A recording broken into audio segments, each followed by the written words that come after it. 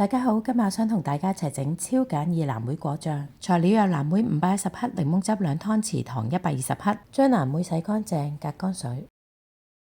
將藍莓放入去煲仔入邊，加入檸檬汁，加入糖，攪勻佢，先開大火煲滾。滾起之後呢，我哋轉4度火，大約煮佢半個鐘。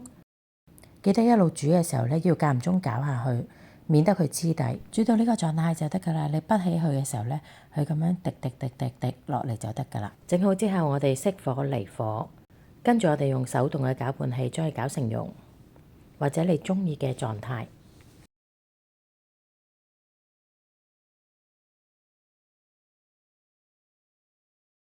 搞掂啦！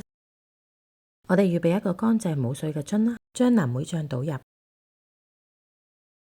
呢家呢仲係熱嘅，咁我哋呢放涼之後冚蓋，就可以放入雪櫃保存。超簡易藍莓果醬，希望大家鍾意食啦。如果大家鍾意我呢條片，麻煩大家 like 下，撳下鐘仔，同埋分享一下啦。